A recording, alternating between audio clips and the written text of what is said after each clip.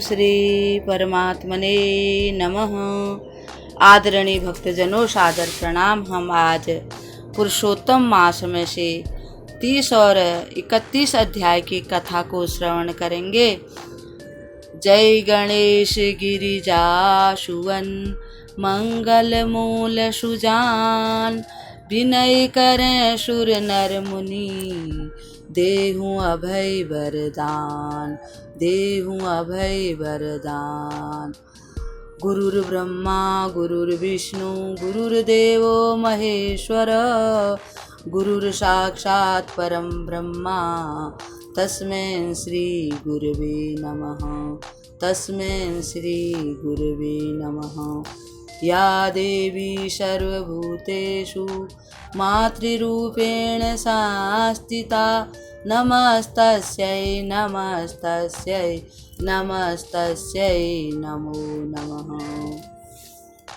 या देवी सर्वभूतेषु वाणीरूपेण संस्थिता, नमस्तस्यै नमस्तस्यै नमस्तस्यै नमो नमः।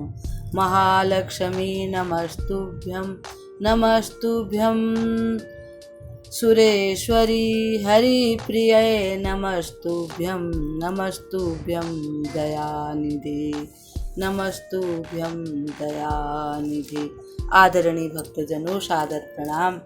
हम लोग पुरुषोत्तम मास की कथा को श्रवण कर रहे थे, जिसके वक्ता श्री नारायण भगवान स्वयं हैं और श्रोता श्री नारद जी हैं। बहुत यानी कि 29 दिन हमको ये कथा सुनते सुनते हो गए हैं। अब आज हम आखिरी इसका हम आज पारायण करेंगे और मैं आप सबको धन्यवाद देती हूँ और आपको प्रणाम करते हुए आज हम 30वें अध्याय और 31वें अध्याय की कथा को साथ में ही सुनेंगे।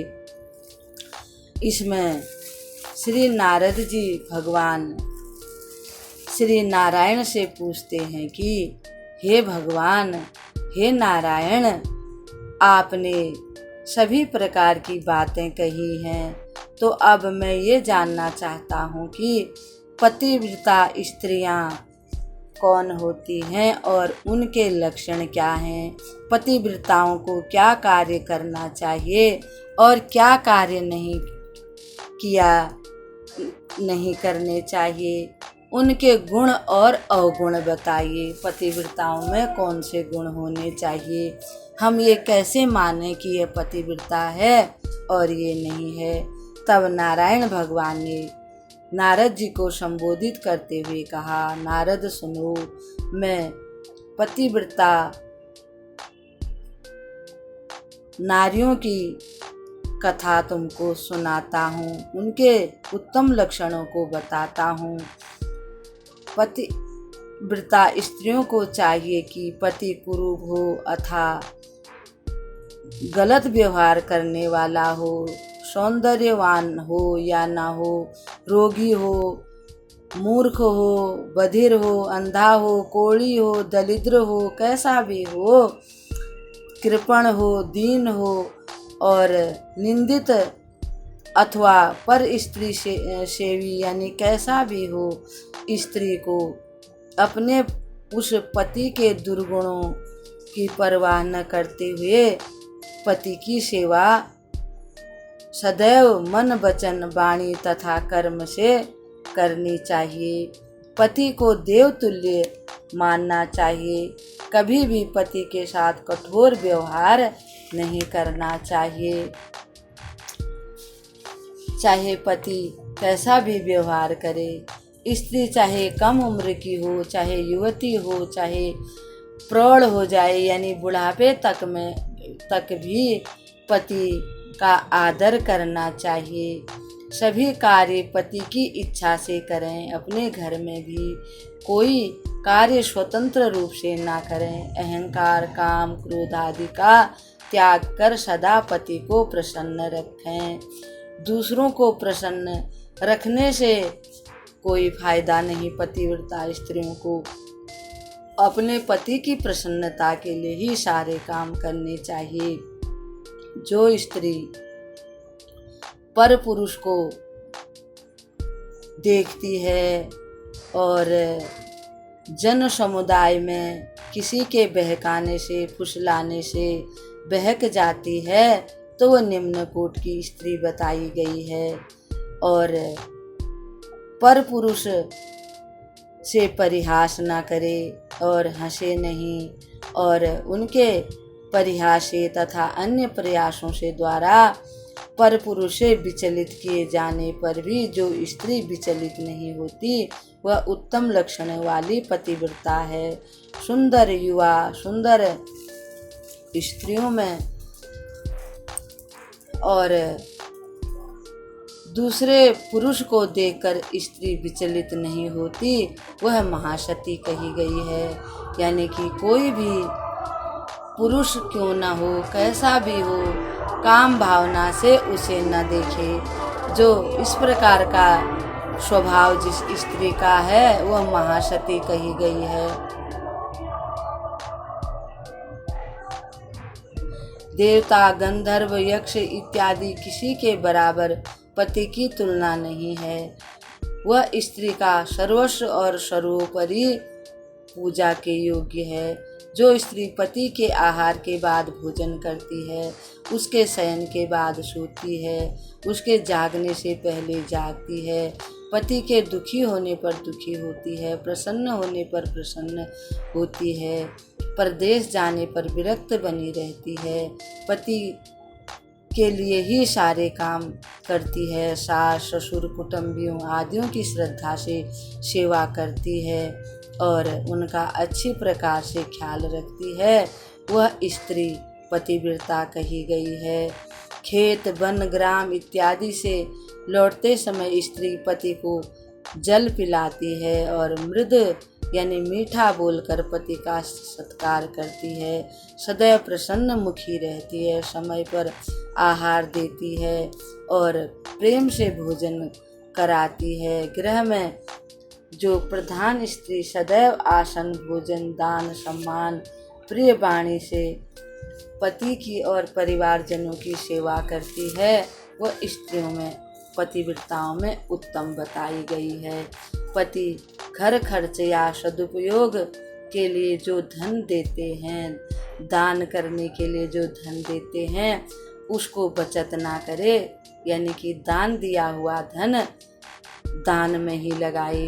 बिना पति की आज्ञा के अपने भ्राताओं भाइयों को भी धन न दे, पर पुरुष से बातचीत ना करे और अपने पति की ही सेवा में लगी रहे और पति कहीं बाहर भी गए हों तो उन्हें का ध्यान करे। जिस वस्तु का पति पान न करें आहार न करें वैसी वस्तुएं पतिव्रता स्त्री को त्याग देना चाहिए। और तेल प्रयोग स्नान शरीर में उपटन लगाना आदि मतलब सजना संवरना अपने पति की प्रसन्नता के लिए ही करे। हे तपोनिधे, त्रेता युग में स्त्रियों को प्रति मास रजोदर्शन होता था। इसमें प्रारंभ के 3 दिन त्याग कर स्त्री गृह कार्य यानी जैसे झाड़ू बुहारी इत्यादि करने के लिए शुद्ध होती है। प्रथम दिवस चांडाली, द्वितीय को ब्रह्मघातिनी, तृतीय को रजकी कहा गया है और चौथे दिन स्त्री स्नान करे और 5वें दिन से रसोई में भोजन इत्यादि बना सकती है और 7वें दिन से गोग्रास निकालना भगवान की पूजा ये कर सकती है। रजस्वला स्त्री को भगवान की पूजा नहीं करनी चाहिए, नमस्कार भी किसी को नहीं करना चाहिए, रजस्वला के साथ किसी को स्पर्श नहीं करना चाहिए और उसे बातें भी नहीं करनी चाहिए। रजस्वला कहते हैं कि रजस्वला स्त्री का 3 दिन तक मुख भी नहीं देखना चाहिए। रजस्वला स्त्री स्नान करने पर पुरुष को न देखे, सूर्य दर्शन करे, पंचगव्य का सेवन करे, अपनी शुद्धि के लिए पंचगव्य था दूध का पान करे। उत्तम स्त्रियां इन नियमों का पालन करें और गर्भवती के लिए भी यही नियम बताए गए हैं कि वो शुद्ध भोजन करे और अपने धर्म में तत्पर रहे, अपने पति की आज्ञा का पालन करे, घर के वृद्ध जनों का सबका सत्कार करे, भयानक दृश्य ना देखे, गरिष्ठ भोजन ना करे और जिन पुस्तकों में पढ़ने के लिए जो अच्छी नहीं है, यानी कि भगवान की भागवत, श्री भागवत महापुराण, शिव महापुराण, देवी महापुराण, इन्हीं की कथा को, रामायण, रामचरितमानस आदि इन्हीं ग्रंथों को पढ़े और जिनमें छल कपट ये आदि बातें लिखी होती हैं, फालतू की कथाएं लिखी होती हैं, ऐसी किताबों को ना पढ़े। ईर्ष्या, राग, द्वेष, निंदा आदि से दूर रहे, दूसरे पुरुष की प्रशंसा ना करे, पति के पास ही वास करे, यानी पति के साथ ही रहे, स्वतंत्र दृष्टि से न किसी को देखे, विलास दृष्टि से केवल पति के मुकुट को देखे, पति द्वारा व्यथा कथित आदर पूर्वक सुने, उसके बोलने के समय न बोले, पति की अगर किसी बात की कामना हो तो उनकी आज्ञा का पालन करे, उसके उत्साहपूर्वक गाना बजाना ये सब पति की आज्ञा से ही करे। पति द्वारा डांटे जाने यानी ताड़ित किए जाने पर भी न तो उच्च स्वर से रोए और न पति को कोसे, दुख भूलकर पति से अच्छी प्रकार से बातचीत करके उस बात का समाधान करे, घर से बिना पूछे या भाग कर न जाए, बंधु बांधवों के यहाँ भी उत्सव आदि में पति से पूछ करके ही जाए। पतिव्रता स्त्रियों के ये लक्षण बताए गए हैं। पति के विदेश गमन समय पर अप्रिय वचन न बोले, वर्जित वचनों का पालन करे तथा उस समय रोए नहीं। पति के विदेश जाने पर दैनिक उपटन यानी कि सज धज कर तैयार ना होए और किसी प्रकार के भी उपटम इत्यादि ना लगाएं और अकेली ना सोए, अपनी सास के पास ही सोए, पति का कुशल समाचार जानती रहे और उनके मंगल कामना के लिए भगवान की प्रार्थना करे। पति के विदेश जाने के बाद पतिव्रता स्त्री इस प्रकार जीवन व्यतीत करे और भगवान वर्णन करते हैं कि उच्च स्वर से हास्य, अन्य से परिहास, दूसरों की चाल व्यवहार चिंतन करना, स्वतंत्र भ्रमण करना, पर पुरुषों के साथ वार्तालाप करना, ये सब पतिव्रता स्त्रियों को नहीं करनी चाहिए और जो स्त्री इनका पालन करती हैं वह पतिव्रता कही जाती हैं। अगर किसी भी स्त्री की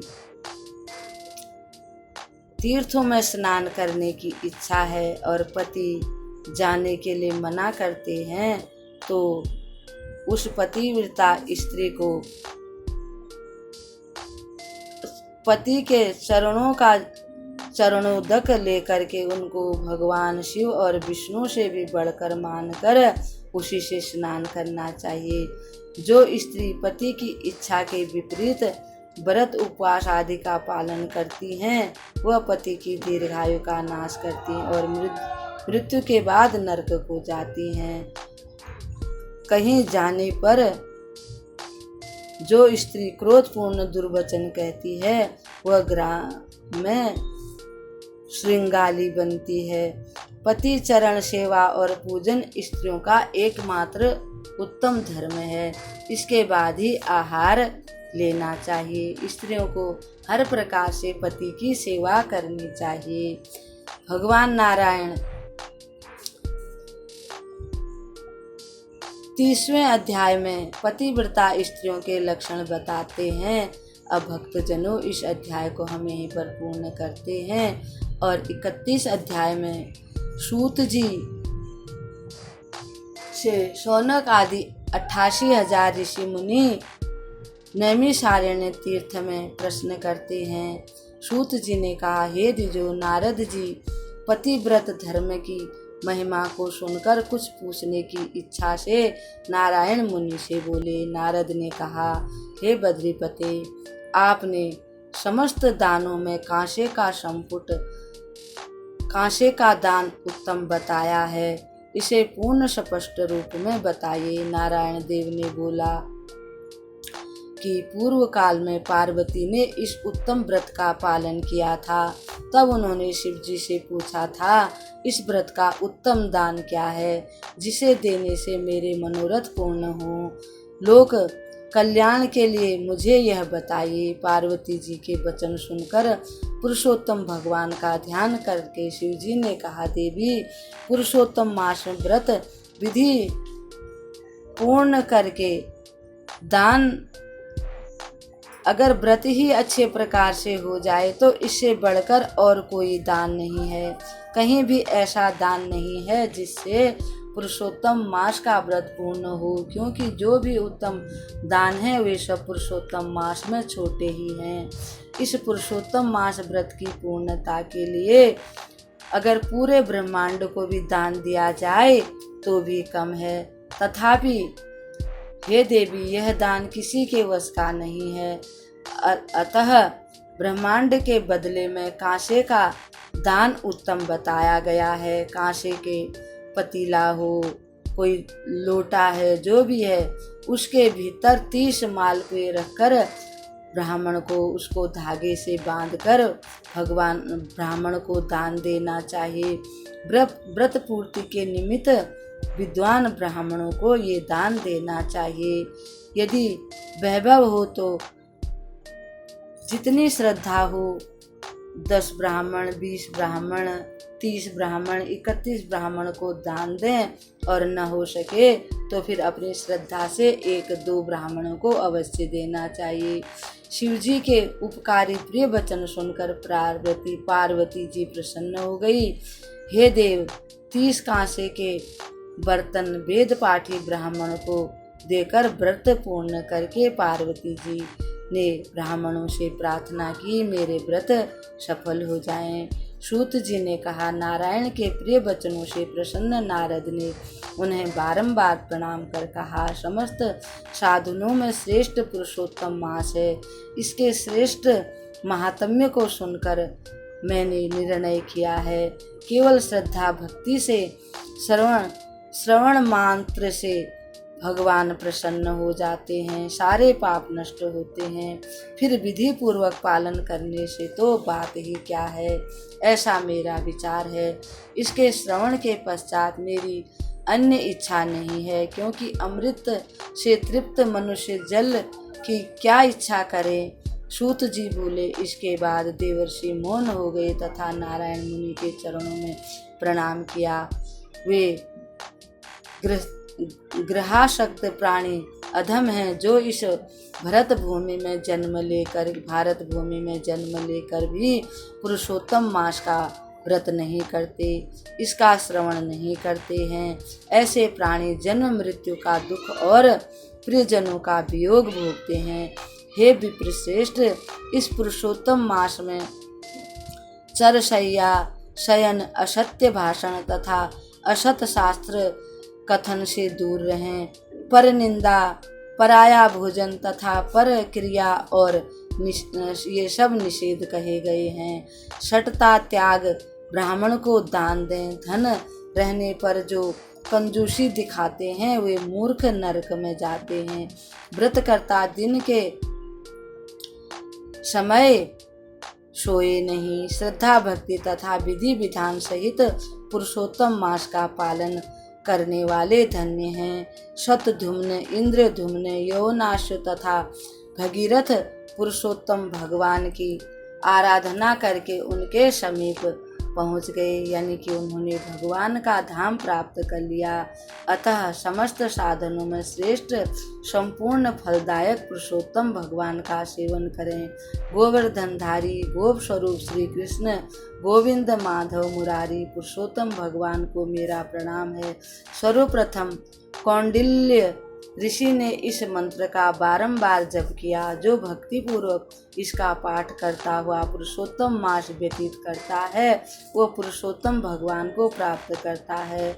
नव मेघ तुल्य द्विभुज दो भुजा वाले पीताम्बरधारी सुंदर राधा जी सहित पुरुषोत्तम भगवान का स्मरण करें। पुरुषोत्तम भगवान का ध्यान एवं पूजन करते हुए इस मास को व्यतीत करें। इस प्रकार श्रद्धा भक्ति से किए व्रत से सब मनोरथ पूरे होते हैं। हे तब श्रेष्ठ, इस गूढ़ व्रत को हर किसी से न कहें, मैंने भी नहीं कहा है। हे विप्रो, अभीष्ट फल देने वाले इस पुराण का श्रद्धा पूर्वक श्रवण करना चाहिए और जो इसको श्रद्धा पूर्वक श्रवण करते हैं उनके सभी मनोरथ पूर्ण हो जाते हैं। हे ऋषि श्रेष्ठ, गंगा जी सहित समस्त तीर्थों में स्नान से जो फल मिलता है वह मात्र पुरुषोत्तम मास महात्म्य श्रवण से प्राप्त हो जाता है। पृथ्वी की प्रदक्षिणा करने से जो पुण्य प्राप्त होता है वह मात्र इस मास के श्रवण महात्म्य से प्राप्त हो जाता है। इसके द्वारा ब्राह्मण को ब्रह्म तेज, क्षत्रिय को पृथ्वी का स्वामित्व, शूद्र को श्रेष्ठता प्राप्त होती है। जो कोई भी इस व्रत को करते हैं वे जीवन मुक्त हो जाते हैं। जो कोई पुरुषोत्तम मास का महात्म्य लिखकर वस्त्राभूषण सहित ब्राह्मण को देता है वह 3 कुलों का उद्धार कर पुरुषोत्तम भगवान के उत्तम गोलोक को प्राप्त करता है।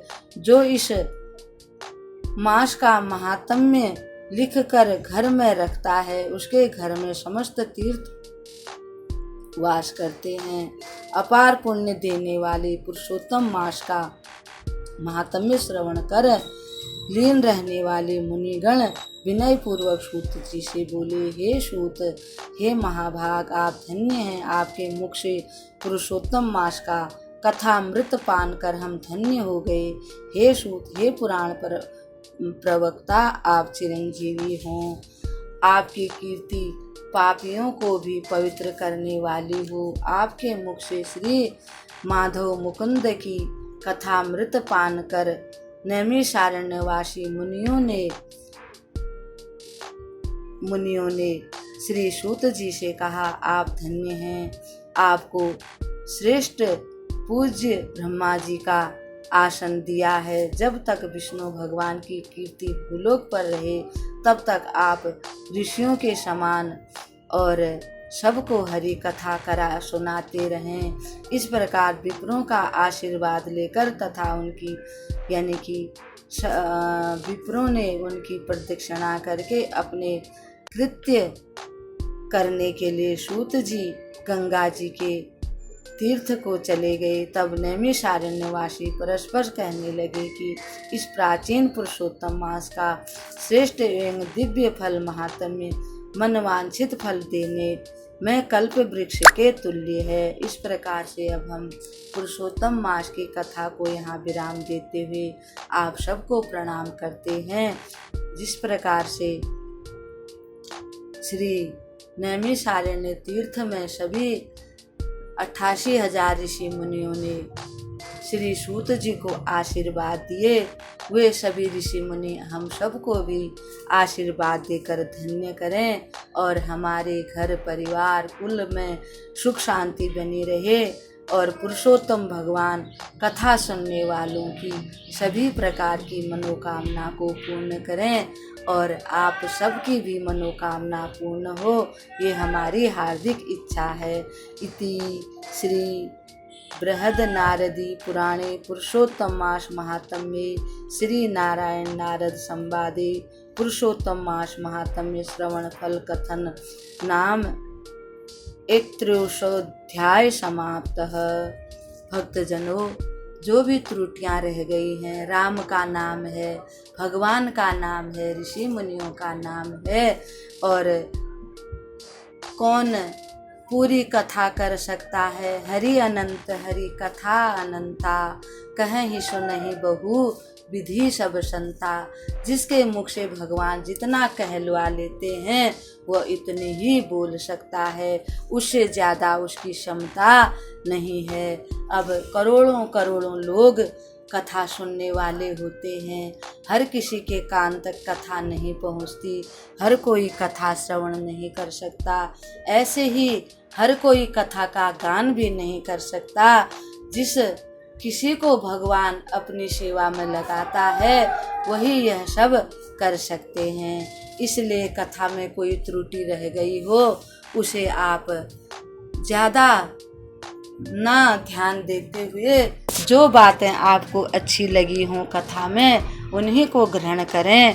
भगवान का नाम पवित्र करने वाला है, इससे बढ़ के कुछ भी नहीं है। इतने दिन तक आपने इस कथा को श्रवण किया, जैसे भी हमारे मुख से टूटी फूटी कथा निकली, भगवान ने जैसे कहलवाई आपने उसको श्रवण किया, इसके लिए मैं आपको बहुत बहुत धन्यवाद देती हूँ। आप हमेशा प्रसन्न रहिए, आपके घर में आपकी सभी प्रकार की धर्म अर्थ काम मोक्ष आपको प्राप्त हो। ओम श्री परमात्मने नमः। श्री पुरुषोत्तम भगवान की जय। श्री पुरुषोत्तम भगवान की जय। श्री जुगल जोड़ी सरकार की जय। श्री जुगल जोड़ी सरकार की जय। श्री जुगल जोड़ी सरकार की जय।